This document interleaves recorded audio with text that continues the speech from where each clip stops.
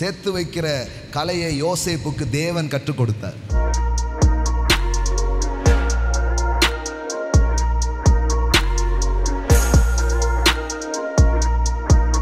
பணத்தை சேர்க்கணும்னா எல்லாத்தையும் சேர்த்து வச்சிடணுன்றது இல்லை. 100 ரூபாய் சம்பாதிச்சா கூட அதில் ஒரு 10 ரூபா என்ன பண்ணுங்க, சேமித்து வையுங்க. நிறைய பேர் என்ன சொல்கிறாங்க தெரியுமா, நிறைய வந்த பிறகு சேர்க்கலான்ட்டு இருக்கிறேன் அப்படிம்பாங்க. அது அப்படி ஒரு நிலையை நீங்கள் அடையவே மாட்டீங்க. சின்னதாக இருக்கும்போது சேமிப்பு, முதலீடு செய்வது. எல்லாம் சொல்லுங்கள் இன்வெஸ்ட், சொல்லுங்கள் இன்வெஸ்ட்.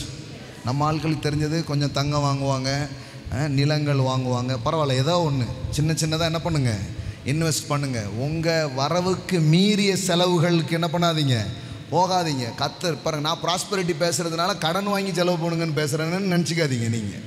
ஆமேன் ஆமேன். நிறைய காசு இருக்கும்போது சூப்பரான ஹோட்டலில் தங்குவோம், கம்மியான காசு இருந்தால் அவ்வளோதான் தங்குவோம். Management is very important. Amen, management is very important. ஆமேன்.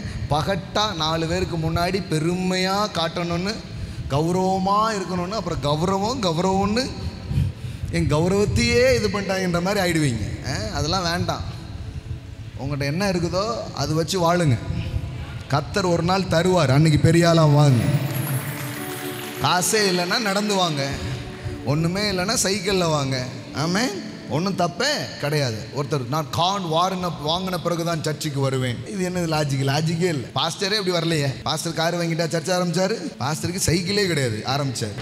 ஆமாம், அவரை வச்சு பிளானை போட்டுக்கிட்டே இருக்கிறாங்க. இது வரைக்கும் அப்படி தான் போட்டு இவ்வளோ தூரம் வந்திருக்கேங்க. ஆமென். பைபிள் அற்புதங்களை பற்றி மட்டும் பேசவில்லை, பைபிள் நிர்வாகத்தை பற்றி பேசுகிறது. ஏசு 5 அப்பம் 2 மீனை வச்சு 5000 பேரை போஷித்தது மட்டும்தான் கதையில் படிக்கிறோம்.